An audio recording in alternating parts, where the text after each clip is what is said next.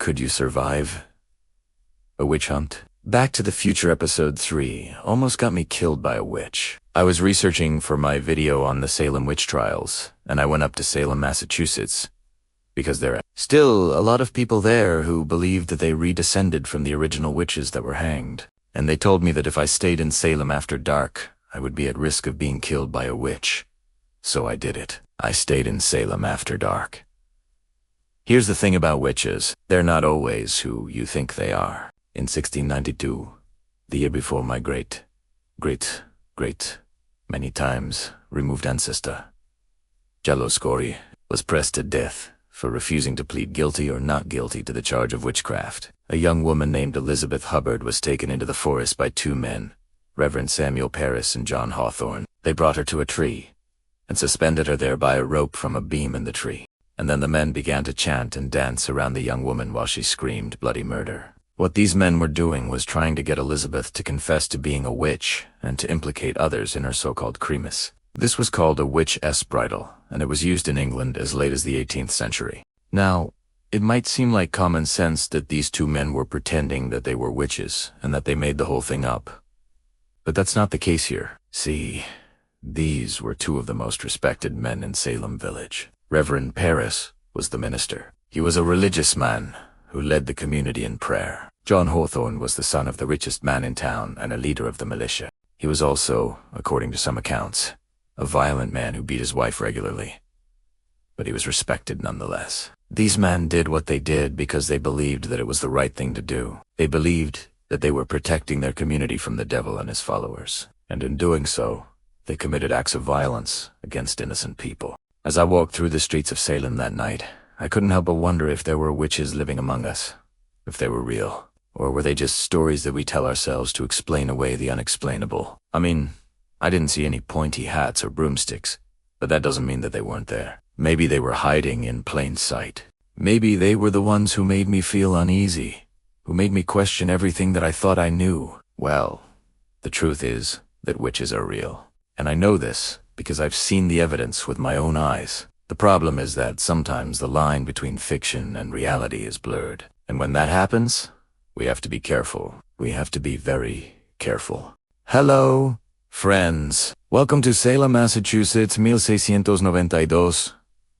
Let's get started. Chapter 1. Salem before the storm. The year is 1692.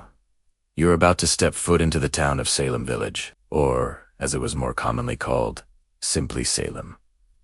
The village is nestled in the northern region of the Massachusetts Bay Colony and is one of several close-knit communities united under the overarching goal of creating a Puritan theocracy. Salem Village was founded in 1626 by Roger Conant and a small group of settlers who fled from the Massachusetts Bay Colony after repeated conflicts with John Winthrop, the colony's governor. They chose this location because it was remote enough that they would not be bothered by the authorities and close enough to trade with them without being too obvious. Like the rest of New England at this time, Salem Village is a small collection of wooden houses and businesses crowded together around a common green. It is a beautiful day in late winter, the kind that makes you want to cast off the heavy woolens you've been wearing for months and feel the wind in your hair. But don't even think about it.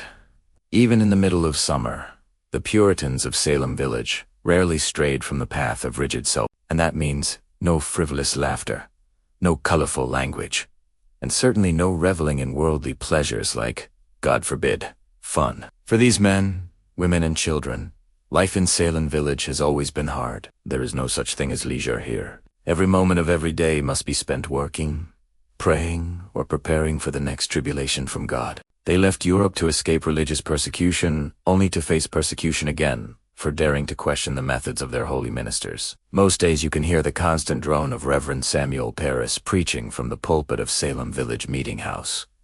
He is a young minister who came to Salem just 2 years ago, fresh out of Harvard College, where he excelled in his studies, but he is not loved by all of his parishioners. Some whisper that he is power-hungry, controlling and cruel. One of his most vocal critics is John Hathorne, a man of Salem Village for over 40 years. He lives on the edge of town in a large house with his wife, Rebecca, and their 4 children. A stern man with thinning hair and a harsh voice. Hathorn is one of the wealthiest men in Salem, thanks to his successful career as a merchant and his marriage to Rebecca, whose father left her a sizable estate upon his death. Hathorn is an outspoken critic of Reverend Paris, whom he believes has allowed his own personal ambitions to cloud his judgment and cause him to stray from the Word of God. He believes that Paris is taking advantage of the people of Salem Village, and he will not stand for it. Another man who does not approve of the direction Salem Village is headed is Reverend George Burroughs. Like Paris, he is a Harvard graduate, but his ministry has taken him all over the colonies, and now he is back in Salem Village, visiting his sister, Elizabeth Howe, and her husband, John. While he is here, he preaches at the meeting house and quickly wins over the congregation with his charismatic sermons. He is well-spoken, handsome, charming, and he seems genuinely moved by the suffering of his parishioners. Of course, there is no shortage of suffering in Salem Village. The winter was brutal, with snowdrifts so high that they buried entire houses. Families are struggling to stay warm. Sickness is spreading through the town like wildfire, and people are beginning to die. Then there are the Indians. While the Puritans of Salem Village have made peace with the local Native Americans, they still live in fear of attack. Last year a party of Indians killed 5 men, women and children near the village. And who could forget the recent war with the French and their Indian allies? These constant threats to their safety have made the people of Salem Village suspicious of anyone who is different. That is why, when Titaba, a slave belonging to Reverend Paris, began telling ghost stories around the fire, everyone listened intently. Could it be that the devil himself had come to Salem Village to claim new victims? As the weeks pass, more and more townspeople come forward with their own tales of terror. Young girls are levitating, dogs are flying through the air, and specters are haunting the night. People are beginning to die under mysterious circumstances, and soon, Salem Village will erupt. But before that, let's take a closer look at our main characters, shall we? John Hathorn is a man who feels trapped. He has everything he could ever want in Salem Village: wealth, status, and a beautiful family. Yet he cannot shake the feeling that there is something more he is supposed to be doing with his life. He is a devout Christian, but he does not agree with the way things are going in Salem Village. He believes that Reverend Paris is corrupt, and that the town is being run by gossips and busybodies. He wants to make a difference, but he is not sure how. His daughter, Rebecca, is a bright, inquisitive young woman who loves to read. She is fascinated by the stories of witchcraft and the supernatural, and she often spends hours at the village library poring over ancient texts. She is a free spirit who does not want to be tied down by the strictures of Puritan society. She longs to explore the world and learn all that she can, but she knows that she must do so in secret. Her brother, John Jr., is a hot-headed young man who gets into trouble by speaking his mind. He is not afraid to speak out against Reverend Paris or any of the other leaders of Salem Village. He believes that they are oppressing the people and he wants to fight back. But he doesn't know how to do it without putting himself and his family in danger. Tercosin Abigail Williams is a manipulative young woman who uses her beauty and charm to get what she wants. She is in love with John Hathorn Jr., but he does not feel the same way about her, so she sets her sights on another prize: Reverend Paris's daughter, Elizabeth. Abigail believes that if she can seduce Elizabeth, then she'll be able to control her and use her influence to get back at the men who have wronged her. But she has no idea of the kind of power she is dealing with. Now, I could tell you that Elizabeth is a sweet, innocent girl who has never had a bad thought in her life, but that would not be true. Elizabeth is a complex character with both good and evil inside of her. She is kind and compassionate, but she can also be selfish and manipulative. She is torn between her desire to do good in the world and her own personal gain, and she will ultimately choose the latter. Her decision will lead to tragedy for her and everyone around her. So, friends, there you have it. This is the story of Salem, and this is where it all began. Thank you for watching. Bye. Chapter 2 of my mini-series on the Salem Witch Trials, Strange Afflictions, begin. We left off with the events of the previous winter and spring in Salem Village, which had been suffering under a blanket of strange and mysterious afflictions. As we discussed, Reverend Samuel Paris, a 16-year-old daughter, Betty had been one of the first to succumb to these mysterious fits, beginning with an unexplainable illness that left her paralyzed 4 weeks. before suddenly springing back to health, only to be stricken with fits of screaming contortions of the body and foaming at the mouth. Her symptoms would later be joined by other villagers who experienced similar episodes, and as more and more fell ill, it soon became clear that there was something seriously amiss in Salem village. By late January of 1692, things were bad enough that Reverend Parris called upon 2 local doctors to examine his daughter. The first was Dr. John Hawthorne, a well-known physician in Salem town. He diagnosed the girl as being afflicted with witchcraft, though whether he meant this literally or not is unclear. A second doctor, Dr. William Griggs, agreed with his diagnosis, and so Betty continued to be treated for witchcraft rather than any natural ailment. If that sounds like a peculiar thing to be treated, remember that witchcraft was very much considered a disease by most people in New England, and the idea that the devil could possess someone's body and cause them to act out was widely believed. So while today we may think it strange that doctors would diagnose a child with witchcraft, this was not an unusual diagnosis at all. We don't know what treatments Betty was subjected to for her supposed affliction, but we do know that she was whipped severely on February 1692, ostensibly to drive the devil out of her body, as if this poor child hadn't suffered enough already. But unfortunately, the whipping did not cure her, nor did it cure any of the other villagers who had fallen victim to these strange ailments. And in fact, after Betty was whipped, even more people began to fall ill. On February, the Reverend Parris's wife, Elizabeth, began suffering from fits. Then just 2 days later, another young girl, Abigail Williams, also began to display the same strange symptoms. Now, if you're familiar with the Salem Witch Trials, then you probably know that Abigail Williams is one of the main figures in the whole sordid affair. She was the niece of Reverend Parris, and she and Betty are the ones most associated with kicking off the whole hysteria when they started accusing others of witchcraft. But up until now, we haven't heard anything about her or seen any reason why everyone just blindly accepted her accusations. But let's get back to February 1692, when she started showing the same symptoms as Betty. Soon, nearly every family in Salem village had a member stricken with the fits, including Reverend Parris himself. And there were few people who were not affected in some way by this sudden outbreak of mysterious illness. As one can imagine, this was deeply troubling to the Puritans of Salem village, who took their religion very seriously. In their eyes, the devil was very active in the world and he used witches as his pawns, so it was perfectly reasonable to assume that these strange illnesses were the work of the devil, either through possession or through the casting of spells. And the question on everyone's mind was, who was responsible? Now, as I've said before, the Puritans believed that witches were usually identified by certain physical deformities, such as having one breast larger than the other, or having unusual moles or warts on their butt. But perhaps the most telltale sign of all was the ability to swim. This is because the devil granted witches the ability to fly, and thus they were able to float in water. Swimming, therefore, was seen as a test for witchcraft. If the accused person floated, then they were a witch.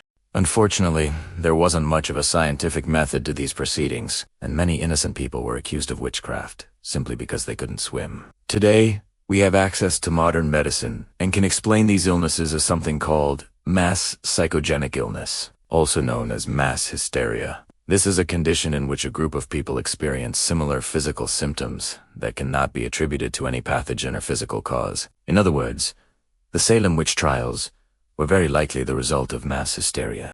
Those initial cases of paralysis, fever, convulsions, and the like were almost certainly caused by some sort of pathogen, maybe a strain of the flu, and those who contracted the illness exhibited classic symptoms of infection, things like fever and chills, weakness and pain, sore throat, and difficulty breathing, etc.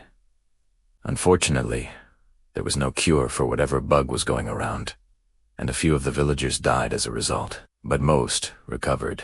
What happened next was that other villagers noticed these symptoms in themselves and became convinced that they were bewitched. With each new person who fell ill, the belief in witchcraft grew stronger. Soon, entire families were quarantined in their homes, unable to come into town for fear of spreading whatever this mysterious illness was. When Betty and Abigail showed their symptoms, everyone assumed that they were bewitched. It never occurred to anyone that they might have contracted some sort of virus or bacteria, and thus, the search began to find the source of the supposed witchcraft. So how did the search for the source of the witchcraft begin? Well, as with any investigation, you start with the obvious suspects, people who had recently moved to the area and were therefore unlikely to be known by most of the townspeople. These outsiders were easy targets, because nobody knew them well enough to vouch for their character, and the first woman to be accused was one Tituba, who was the slave of Reverend Paris. Tituba was the daughter of a Native American chief, and had been given to Reverend Paris by a missionary she lived with. When Reverend Paris and his wife Elizabeth went to Barbados for a brief vacation, Tituba stayed behind in Salem Village and cared for their home. One day, Betty and Abigail visited Tituba and asked her to conjure spirits for their amusement. Whether Tituba actually engaged in witchcraft or merely told the girls stories or partook in some sort of African magic ritual is not known. But the upshot was that soon after this encounter, both girls began displaying the symptoms that would kick off the Salem Witch Trials. Naturally, this led the townspeople to accuse Tituba of witchcraft, and she was arrested on March 1692. Later that same day, 2 other women were also accused and arrested: Sarah Good, who was poor and homeless, and Sarah Osborne, an elderly woman who was also quite poor. So why were these women accused? Well, again, they were outsiders, not well known in the community, and therefore easy targets. But that's not all. There was also a great deal of antinomian sentiment in New England at the time, and Tituba's Native American heritage made her a suspect in the eyes of the Puritans. The accusations against Sarah Good and Sarah Osborne were less based on circumstantial evidence and more on simple spite. Both women had contentious personalities and were often at odds with their neighbors. Sarah Good, in particular, was unpopular and was frequently berated in church sermons. With 3 women now under arrest, the town's focus turned to proving that they were witches. To do this, they brought the 3 women to a special court, which was established to hear evidence against them. At the trial, Tituba immediately confessed to being a witch and implicated 2 other women in her confession. One of these was Sarah Osborne, but the other was Rebecca Nurse, a respected member of the community and one of the last people you would expect to be accused of witchcraft. You see, the problem with Rebecca Nurse was that she was well liked, and this made her a perfect candidate to take the place of an already disliked person in the Puritan community. By accusing someone as respected as Rebecca Nurse, the accusers could cast doubt on the validity of the trials. After all, if a saintly woman like Rebecca Nurse was a witch, then who wasn't? But as we know, Rebecca Nurse was indeed accused and would go on to be one of the most famous victims of the Salem Witch Trials. I hope you enjoyed this episode, with a special thanks to my supporters for making it possible. Salem Village, Massachusetts, January 6th. Tituba, a recently enslaved woman from Barbados who lives with Reverend Paris and his daughter Elizabeth. He is worried about his daughter, who he believes has been bewitched by Tituba and 2 other women in his house, Sarah Good and Sarah Osborne. Tituba, Sarah Good, and Sarah Osborne are all social outcasts, and when Reverend Paris demanded that Tituba explain her alleged bewitching of his daughter, Tituba confessed to being a witch and implicated Good and Osborne. These 3 women would become the first official accused witches of the Salem Witch Trials. Hello everyone, this is the host. This is Episode 2 of the Salem Witch Trials, in which we will discuss Chapter 3 of Stacy Schiff's book, The Salem Witch Hunt. Be sure to subscribe if you'd like to be notified of new episodes every week. Before we begin, I'd like to thank our supporters, whose names you can see on screen right now. If you'd like to see your name on the screen and show the world your support for this show, join our membership program today. As I mentioned in the last episode, Salem Village was a place where many people felt they were outsiders. Reverend Paris was an outsider, having come from a more cosmopolitan area to minister over the village, and Tituba, Good, and Osborne were outsiders as well. Tituba was an enslaved African woman living in a Puritan community where slavery was not accepted, although it was still practiced. She was also Native American, a fact which she tried to hide, knowing that the Puritans viewed Native Americans as heathens. Good and Osborne were poor, homeless women who lived on the fringes of society and were often accused of stealing and were rumored to practice witchcraft. In the last episode, we learned Reverend Paris became convinced that his daughter Elizabeth and several other girls were bewitched after they began having fits in which they cried out in pain, contorted themselves into unnatural positions, spoke in strange tongues, and even flew into rages and beat their heads against the wall. He had them examined by doctors who concluded that they were indeed suffering from fits. But rather than suggesting these fits might have a psychological origin, The doctors diagnosed them as the result of bewitchment, and so the search began for the supposed witches who had afflicted these girls. Reverend Paris, along with John Hawthorne, a man whose daughter had also supposedly been bewitched, went to the home of Tituba and demanded that she explain herself. Tituba at first denied that she had bewitched anyone, but then suddenly confessed to being a witch and implicated Sarah Good and Sarah Osborne, who was visiting Tituba's home at the time.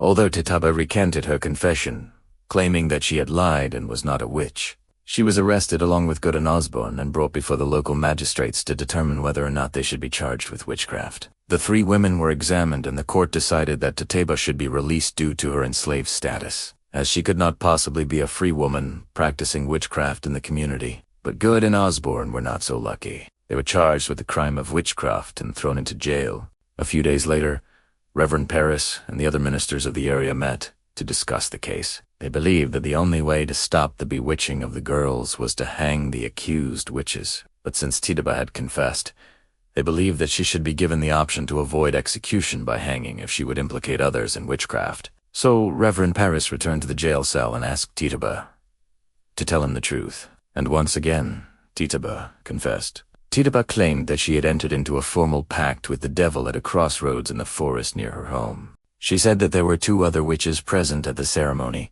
one of whom was Sarah Good. Tituba could not recall the name of the other, but promised to identify her at the next meeting. She also said that Good had sent her to the home of Rebecca Nurse, a respected member of the community, and instructed her to take Rebecca's red wool and weave it into a charm bag, which Tituba did. And then Good told Tituba that she should put the bag between Rebecca's back and her apron while she slept so that she would never stir from her bed again. Tituba claimed that she did try to do this, but was unable to get into Rebecca's house. Tituba also implicated Martha Corey, saying that she had seen Corey with Sarah Good at a witches' meeting, although she could not say what the two were doing at the meeting. With this new information, Tituba was once again set free, and Good was taken back into custody, where she was joined by Rebecca Nurse and Martha Corey. So quickly did these accusations grow that by February, the jails in Salem were beginning to overflow with accused witches. But why? Why were these particular women accused? What did they do to stand out in the community? The answer, sadly, may be that they didn't have to do anything. They were simply outsiders, scapegoats for a community desperately seeking someone to blame. Let's look at each of the accused and see what made them vulnerable.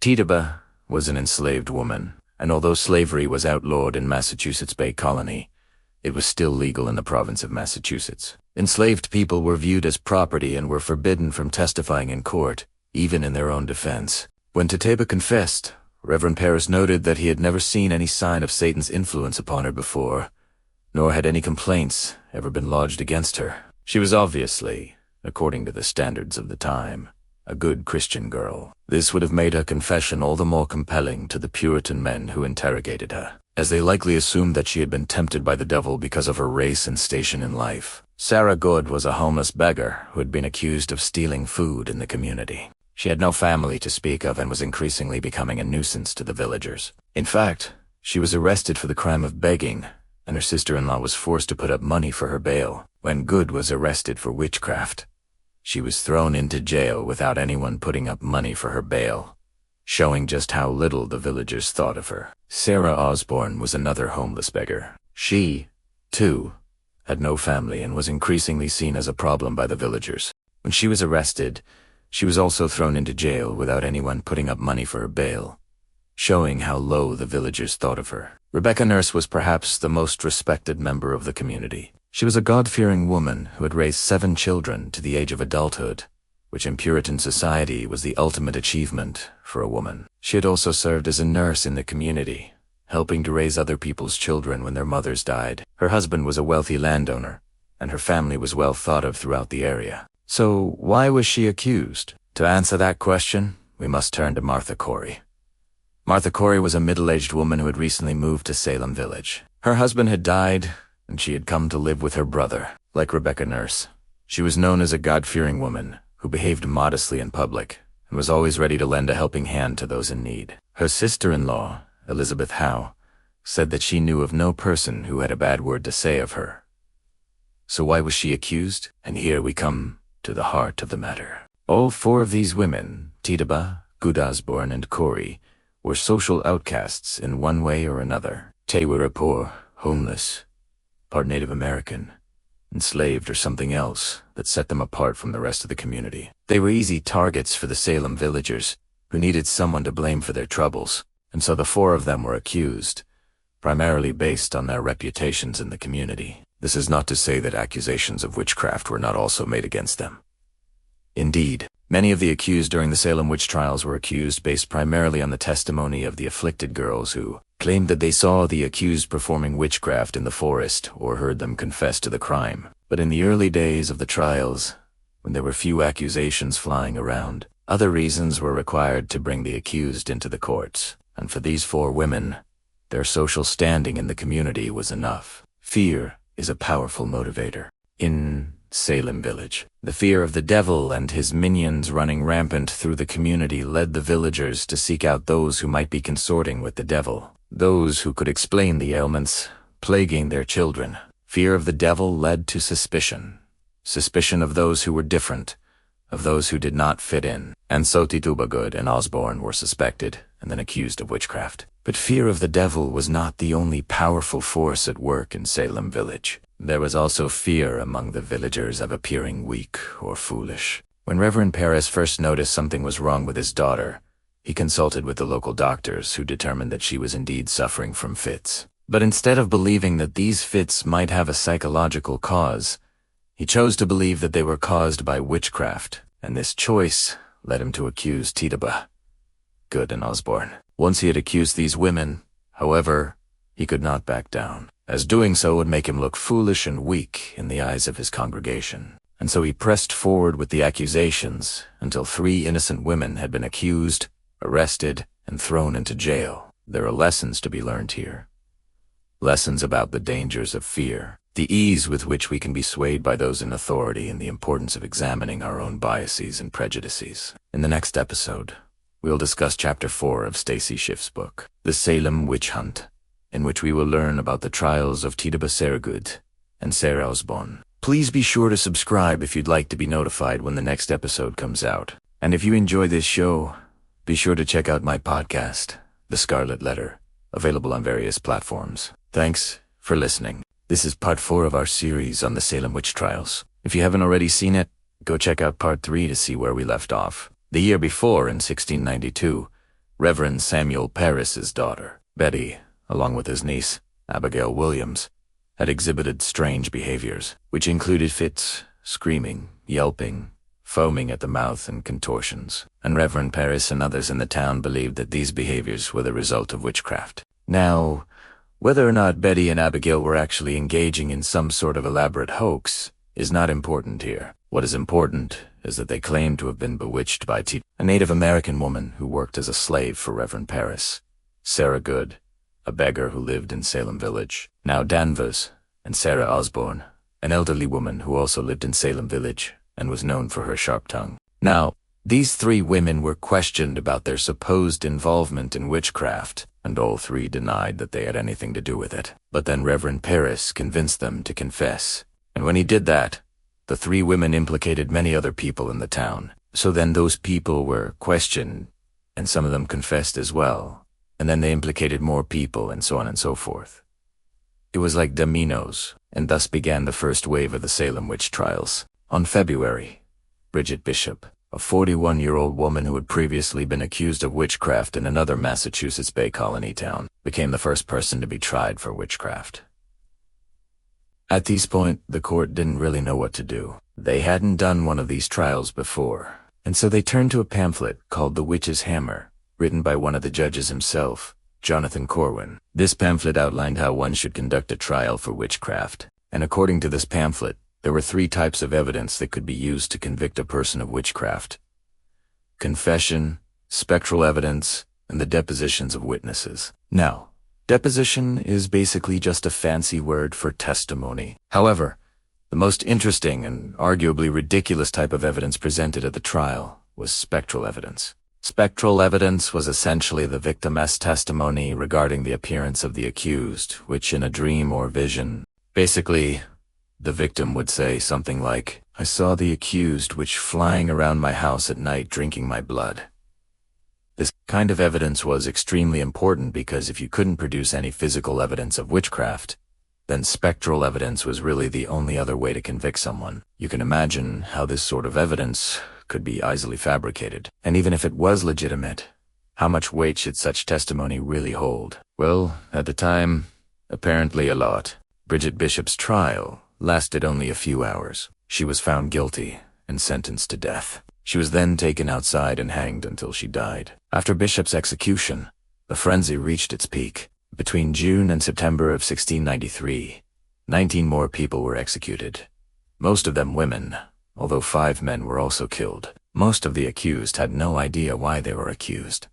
But for the ones who did, they usually said that they were accused because they were poor, old, or didn't get along with people in the community. And unfortunately for them, at the time, being a bit strange or having a difference of opinion was enough to make you look guilty. One of the most fascinating aspects of these trials was how confessions were extracted from the accused witches. We tend to think of the police nowadays as being pretty brutal when extracting confessions, but they really weren't that different from the Puritan ministers and judges of Salem. The accused witches were typically interrogated for hours on end, sometimes days, without food or water. They were kept awake and sometimes beaten, and they were told that if they confessed, their punishments would be reduced. Additionally, they were promised that if they confessed, they would get 2 press charges against their supposed accomplices, meaning they would get revenge on them. As you can imagine, these kinds of incentives led to quite a few false confessions. In total, over 200 people were accused of witchcraft during this period,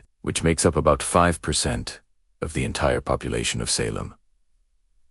Now, thankfully, no one was executed after September 1693, but it would be another 6 years before the last of the accused were pardoned. During this time, public hysteria spread across New England. People traveled from neighboring towns to Salem just to witness an execution. Some people even took pieces of the executed witch's clothing as souvenirs. And during these executions, the crowd would often cheer and laugh.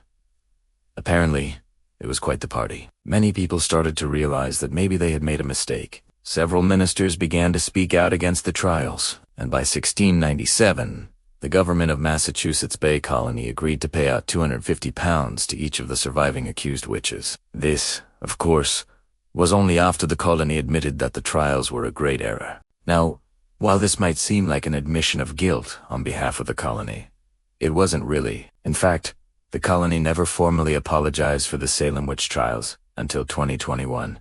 Almost 330 years later. After the Salem Witch Trials ended, interest in witchcraft remained high for a while. This is probably due to the fact that even though the trials were over, people still didn't really know what caused the events of 1692. People continued to theorize and debate what caused the Salem Witch Trials, and this led to the creation of several myths about the trials. And in modern times, people continue to theorize about what really happened in Salem. To this day, there are many theories, but we are still unsure what exactly caused the events of 1692. Some scholars have argued that it was a reaction to increased religious fervor, while others have said that it was a product of political and economic tensions in the community. There's also the theory that it was mass hysteria combined with ergot poisoning, which is a disease caused by eating rye bread that has been contaminated by the fungus ergot. Symptoms of ergotism include convulsions, burning sensations, hallucinations, and gangrene. So some scholars have argued that this disease may have caused some of the symptoms that the accusers reported seeing. However, the disease doesn't cause people to hallucinate, so it's not really a good explanation for the spectral evidence. In 2019, a group of scientists decided to use isotope analysis to determine if the accused witches really ate contaminated rye bread. Their results indicated that the accused witches did indeed eat rye bread that contained ergot. However, they also found that the accusers ate this same rye bread. So if ergot poisoning was responsible for what happened in Salem, then why were only the accused witches charged and executed? Regardless, I find it fascinating that scientists are still trying to explain what happened in Salem. And who knows, maybe someday we will have a definitive answer. Now, before we wrap things up, let me ask you a question. Do you think spectral evidence should have been allowed in the trials? Also, do you think the punishment fit the crime? For example, would you sentence someone to death if they were convicted of witchcraft? Let us know your thoughts in the comments below. As always, thank you so much for watching, and a special thank you to our supporters. Because of your support, we are able to continue making these videos. If you would like to help us make these videos, go ahead and check out the links in the description. Thank you so much for watching, and we'll see you next time. Welcome to episode 4 of our series on the Salem Witch Trials. We're coming to you from Salem, Massachusetts, where we are currently doing a location-based podcast, which means we are at the very locations where these events took place 300 years ago. In this episode, we're going to talk about the establishment of the Court of Auger and Teminar, which was a special court that was established in order to try people for the crime of witchcraft. So if you're ready to learn more about the Salem Witch Trials, go ahead and subscribe, and then you'll never miss an episode. On September 5th, 1692, Reverend Samuel Parris's daughter, who is one of the first victims of the Salem Witch Trials, had a fit in the courtroom. She screamed and she convulsed, and she bit the judge, Jonathan Corwin, on teeth and finger. And it was at that moment that he said, "Oh, my God, what shall we do with these people?" And his associate justices agreed with him that something had to be done because they did not have the power or the authority to try people for the crime of witchcraft. So they sent a message to the provincial capital of Boston, which at the time was called Shamat, and they told the governor there, Sir William Phipps, that they needed assistance, and they needed someone with legal expertise to come and help them to deal with these cases. They also sent a list of all of the people that they had accused and arrested up until that point, and they recommended that those people be examined further. Now, when Phyllis received this request for help, he didn't take it immediately. He had some misgivings about how the court was proceeding, so he asked his wife, who was a very religious woman, to pray about it and to seek God's guidance in the matter. Now, she prayed about it for 10 days, and after that, he got the message that he should help out the Salem court. And so he did establish a special court called the Court of Auger and Terminer, and that meant here, and determine, and he appointed himself as one of the judges, and that way he could come to Salem. He could oversee these proceedings, but he would not have to leave his post in Boston. He also brought with him 2 other justices, one of whom was his brother-in-law. Now, one of the reasons that Phipps wanted to get involved in this was because of the economic impact that these trials were having on the entire province. See, since the beginning of the trials, the merchants in Salem had lost all of their money because no one was buying their goods. Their businesses were failing. And then also now people were starting to flee from the town in order to escape the hysteria. And they were afraid that this whole thing was going to end up looking like a giant witch hunt if something was undone about it. Okay, now we're at the old burying point in Salem, and this is where many of the victims of the Salem Witch Trials are buried. And it is also here because this is right behind the Salem jail where many of them spent their last days alive. One of the most prominent people who is buried here is Rebecca Nurse. She was an elderly woman who was accused of being a witch and having an affair with the devil. And despite her age and her good reputation in the community, she was convicted by this new court that was established by Governor Phipps. She appealed her verdict, but while she was waiting for her appeal to be heard, she died. And her death prompted the writer Robert Califf to say, "Is it not strange in a case where the indictment contained no less than 28 depositions of facts that not one witness could be found to prove that she had ever made a confession of the crime whereof she was accused?" She was buried here in the old burying point on July 19th, 1694. Another person who was buried here in the old burying point is Giles Corey. He was one of the first men to be executed for witchcraft, and he refused to enter a plea, and so they basically tortured him to death with a year and a day. That was a punishment that involved putting heavy weights on his chest, and when he died, they buried him in the jail yard. His grave marker reads, "Here lies Giles Corey, husband of the late Martha Carrier, who was killed by the judgment of death on the 19th of September, 1692, aged 55 years. His body was buried in the prison yard of Salem Village, where his headstone may still be seen."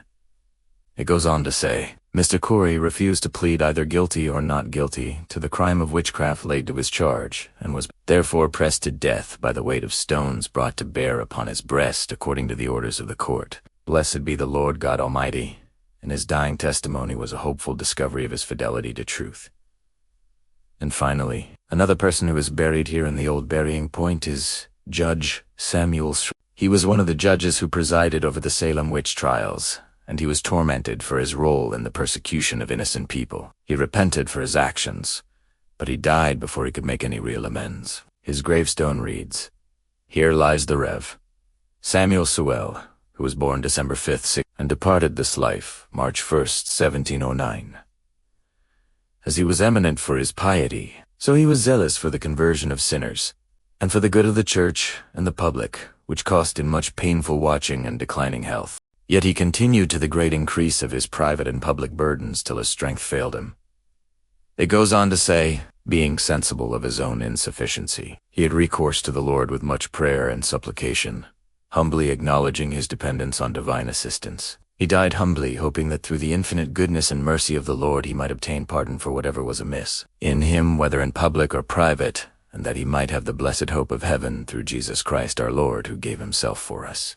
As soon as the court was established, they set about their work with zeal. They heard evidence against all of the people who had been arrested up to that point, and they also put out warrants for the arrest of several other people, including John Proctor and George Burroughs, who was a minister. In addition to the changes that were happening in the courtroom, there were also some changes that happened outside the courtroom. For example, Mary Walcott, who was one of the girls who started the whole hysteria in Salem, suddenly had a change of heart. She confessed to the governor that she had lied about seeing witches at Black Betty's house, and she said that she only pretended to see witches so that she could get attention and be special. She also admitted that she had not been taken by a witch to the home of the devil, and she had not signed the Devil's book. When news of Mary's confession spread throughout the community, other girls who had been accusing people of witchcraft came forward, and they admitted to lying as well. But their confessions were not accepted by the court. They said that once a person had seen a witch, there was no turning back, and so even though they confessed, they still had to stand by their accusations. While this court was hearing the cases, the governor released 31 of the 91 people who had been accused. Some of the people who were released were given monetary compensation for the slander that they suffered, but unfortunately, there were still 51 people who were left behind. The court met every day to hear evidence against these people and to decide who should be executed and who should not. One of the most famous people who was executed during this time was Bridget Bishop. She was the first woman to be put to death for the crime of witchcraft, and they charged her with sending her familiar spirit, which was a black dog, into the homes of innocent people and tormenting them. Her execution was a spectacle, and hundreds of people showed up to watch. She was hanged on June 10th, 1692. By the end of August, 19 people had been executed for the crime of witchcraft, and at that point, the governor stepped in and he stopped the executions. He commuted the remaining death sentences to life in prison, and he disbanded the court of Oyer and Termina. However, the Salem Witch Trials would continue for another 6 months. If you want to know what happened next in the Salem Witch Trials, go ahead and check out our next episode, which is episode 5. In the meantime, if you want to learn more about the Salem Witch Trials, you can visit our website where we've got a lot of information, including transcripts of every episode. You can find links to all of our sources there as well. And if you want to support us, you can go ahead and join our membership program. That's it for this episode, and we'll see you next time. Chapter 6: Executions and Tragedy. It is hard to imagine a more innocent sight than that of two young lovers holding hands as they walk down a country road. But in Salem, Massachusetts, in 1692, when John Proctor and his young apprentice, John Willard, were spotted strolling together with their hands clasped, the townspeople assumed they were doing anything but being innocent. They were so sure that these two men were engaging in some sort of illicit activity together that they accused them of witchcraft, and thus began one of the darkest chapters in American history. A time when innocent people were accused of practicing witchcraft and suffered horrible punishments, including execution, for crimes they didn't commit. How could this have happened? Well, to answer that question, let's go back to the beginning and find out how it all started. John Proctor was an ordinary man living an ordinary life. He had a wife and children, a job, and a reputation for being a hard worker and a good family man. His only apparent crime was having an affair with Abigail Williams, a young woman who was employed as a servant in his household. One day, Abigail became pregnant, and when her lover refused to marry her, she concocted a plan to get back at him. She invited several other young women over to her house, and together they pretended to be afflicted with witchcraft. When the girls began screaming and thrashing about, it was clear to the townspeople that something strange was going on. Soon, The local minister caught wind of the situation and sent for Reverend Samuel Parris, the minister of Salem Village, to come and investigate what was happening. What he found was a group of hysterical girls who claimed that they were being tormented by witches. According to their story, Abigail was the ringleader of this coven, and she used her powers to curse and torment them. Of course, Abigail knew that this wasn't true, but she played along anyway. She understood that if she could convince the townspeople that she was being persecuted by witches, then she could turn the tables on her accusers and make them fear her. It worked better than she had hoped. As soon as the accusations began, a witch hunt ensued. The townspeople were gripped by fear and suspicion, and before long, many innocent people had been accused of witchcraft. One of them was Giles Corey, a wealthy landowner who lived on the outskirts of town. Giles was a kind-hearted man who was well-liked by everyone in the community, but he had one peculiar habit that set him apart from the others. He loved to gossip, and because of this, he knew everyone's business. Unfortunately, not everyone appreciated Giles's gossiping. In particular, there was one woman who hated him for it. Her name was Rebecca Nurse, and she held a grudge against Giles because he had spread rumors about her daughter, which had caused her to lose her job. Now, when Rebecca heard that Giles had accused her of being a witch, she knew that he must be lying, but she also knew that if she didn't do something to defend herself, then the whole town would believe him. So she did the only thing she could think of. She accused Giles of raping her. Suddenly, it was Giles who was in trouble. He was arrested and taken to jail, where he languished for months without ever having a trial. Eventually, he was brought before a judge and charged with the crime of rape. When asked for his plea, he simply replied, "Not guilty."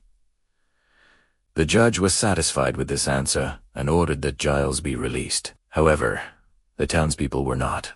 They were so convinced that Giles was a rapist that they would not even allow him to set foot outside the jail until he confessed to his crime. Giles refused, and so he remained locked up for another year. During that time, he lost his fortune, his family, and his life. The year was 1692, and New England was in the midst of a brutal winter. As the snow piled up outside the jail, Giles's health began to deteriorate. On February 19th, he died of a stroke. But before he breathed his last breath, he made one last defiant statement. When asked why he had refused to confess to a crime he didn't commit, he replied, "Because I never raped that woman."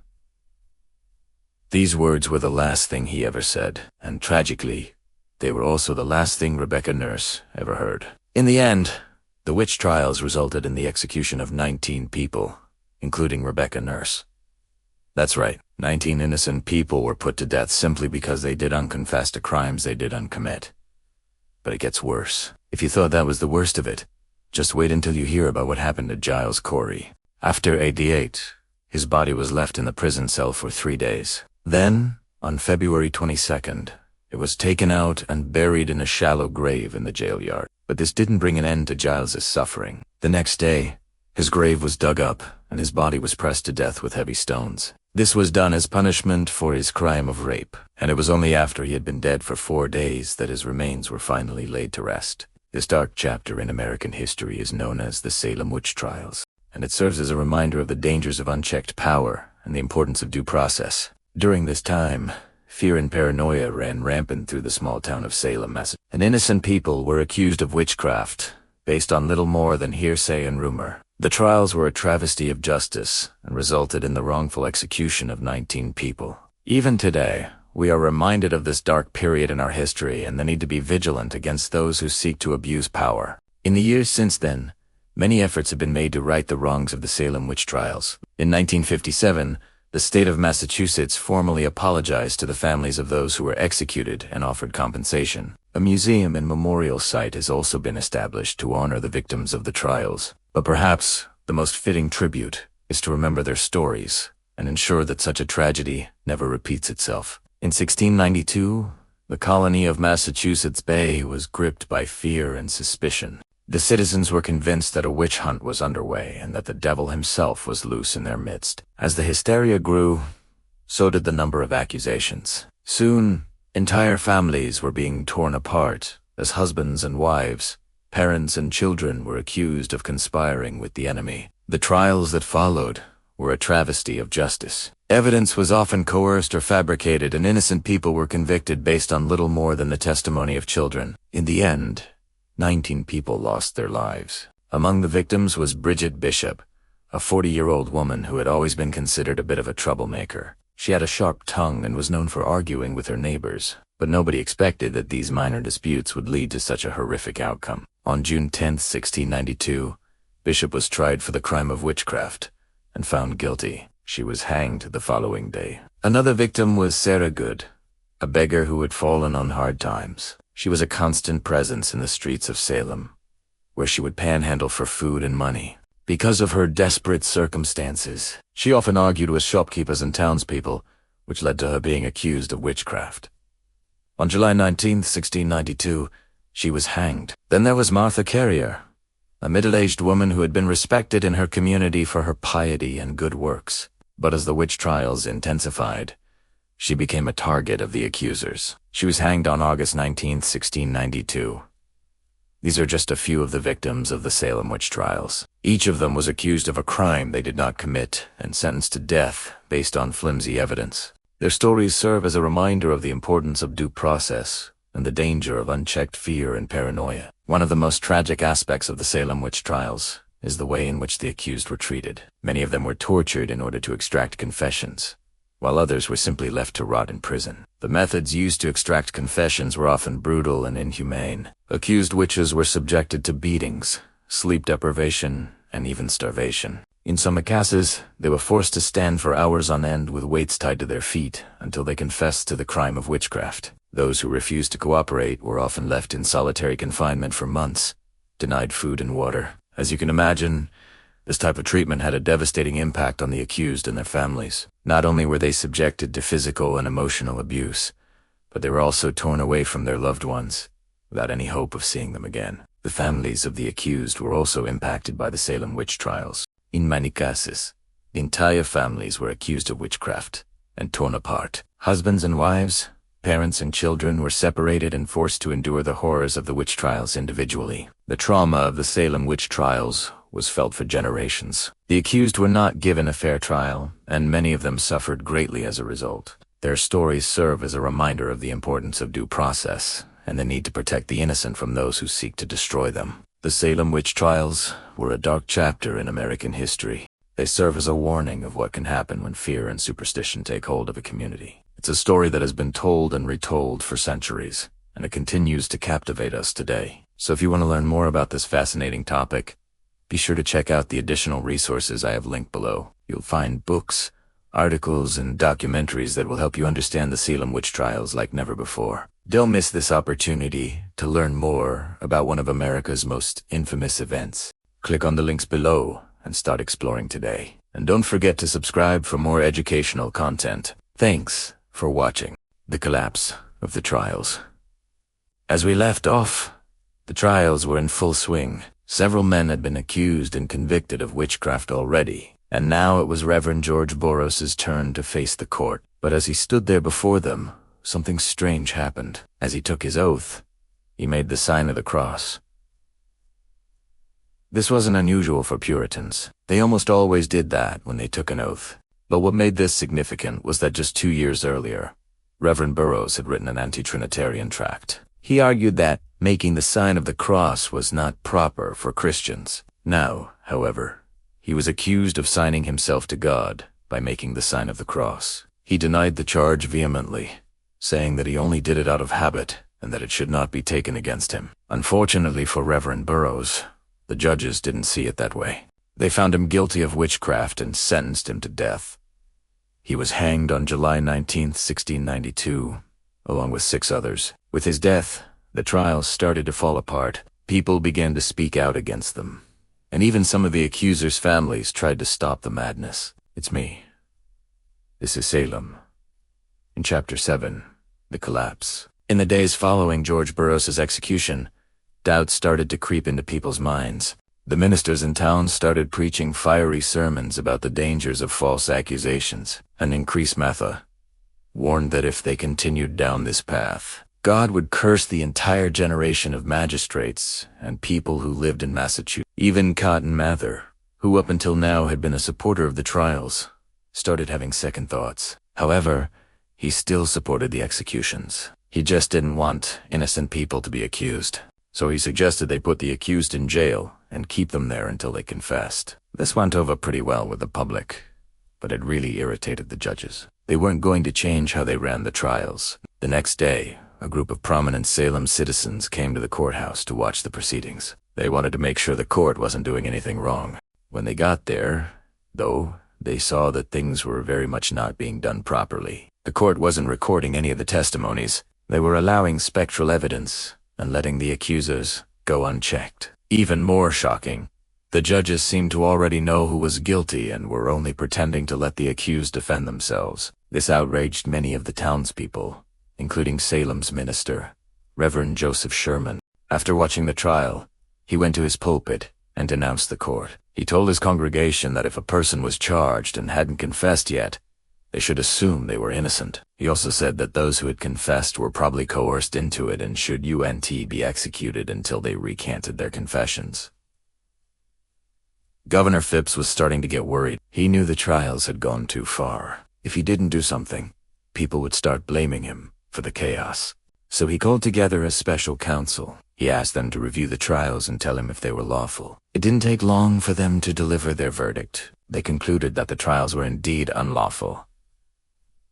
Phipps was furious. He wrote a letter ordering the court to dissolve immediately, then sent it to Judge Stoughton. However, the order never reached him. Stoughton either didn't get it or ignored it, and the trials continued. This time they turned their attention to Sarah Gooden, a poor beggar who lived in town. She was one of the first people to accuse others of witchcraft, and now she was being tried for it herself. Most of the charges against her were based on the testimony of a young girl named Elizabeth Hubbard. She said that Sarah Gooden had come to her in a dream and threatened to harm her. There were no other witnesses, and all Sarah Gooden had done was beg outside the girl's house. Still, the jury found her guilty. As she waited for her sentence, she shouted at the judge, "You are a black-hearted man. God damn you." They sentenced her to death by burning. But since they didn't have the equipment to burn her, they instead hanged her on August 19, 1692.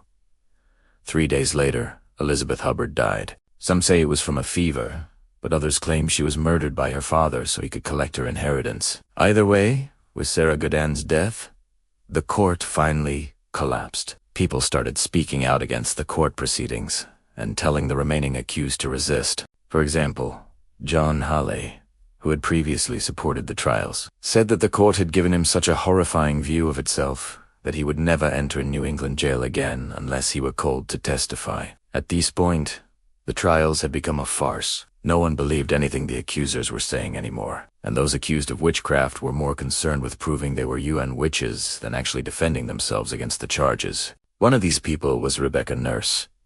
She had been accused of hurting Elizabeth Hubbard by pinching her and throwing fits, but she didn't seem worried about it. When the girl testified against her, Rebecca Nurse just laughed. This angered the court, and they held her in contempt, which meant she could be put to death without a trial. Her brother-in-law, John Halley, begged her to deny the charges, but she refused. "How can I deny what I know not? If I must be condemned for my good name, I shall be content."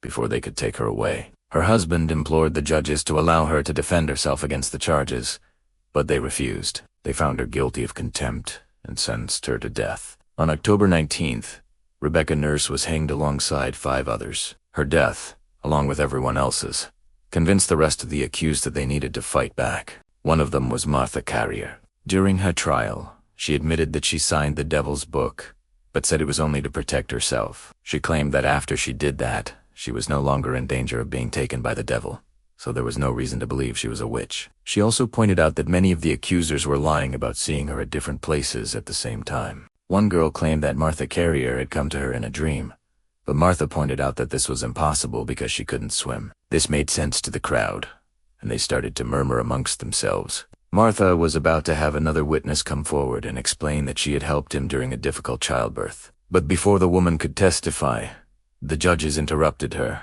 and sentenced Martha Carrier to death. She was hanged on October 19th, 1692, right along with Rebecca Nurse. After Martha's death, the trials basically fell apart. The few people who hadn't yet been executed or convicted refused to plead guilty, and the judges couldn't convict anyone else because no one was willing to testify. The trials were officially over. But what happened afterwards? Well, that's coming next week. I hope you enjoyed this episode. If you did, please consider liking the video and subscribing for more historical tales. A shout out to our supporters for helping us make these videos possible. And a huge thank you to everyone else for watching. I'll see you next time.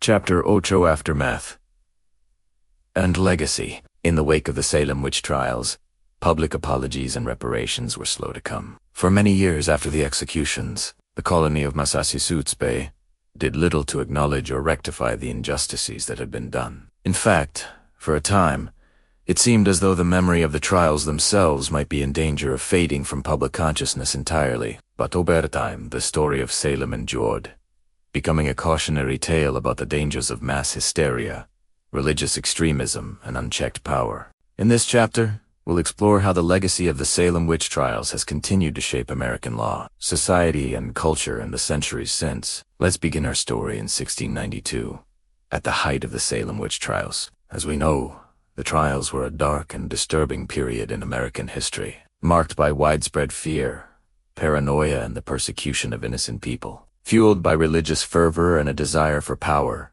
the Puritan leaders of Salem used the trials as a means of controlling their community and eliminating those who they saw as threats to their way of life. The trials resulted in the execution of 20 innocent men and women, all of whom were accused of practicing witchcraft. But as the trials dragged on and the death toll rose, it became clear that something was terribly wrong. The accusations were baseless, the evidence was flimsy, and the judges were biased. Eventually, the trials came to an end and the remaining prisoners were set free. However, for those who had been executed, there was no hope of resurrection. Their lives had been unjustly taken and their families torn apart. In the years following the Salem Witch Trials, the colony of Massachusetts Bay took some steps to compensate the families of those who had been executed. In 1697, the General Court of Massachusetts passed a law providing for the payment of £50 to each family for their loss. This payment was intended to serve as a one-time stipend to help the families cover any financial losses they may have incurred as a result of the execution. However,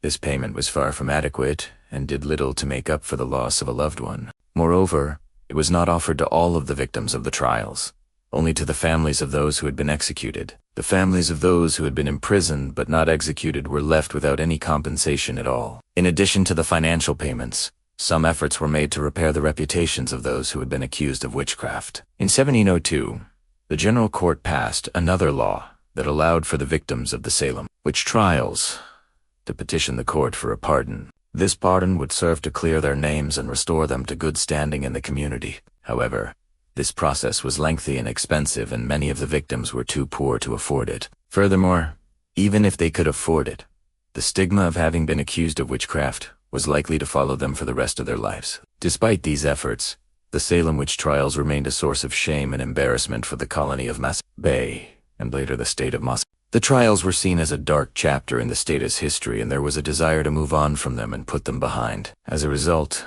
for many years, there was little effort to commemorate the victims of the trials, or to educate the public about what had happened. Instead, the story of Salem was largely forgotten, and the state of Massachusetts moved forward with little acknowledgement of the injustice that had occurred.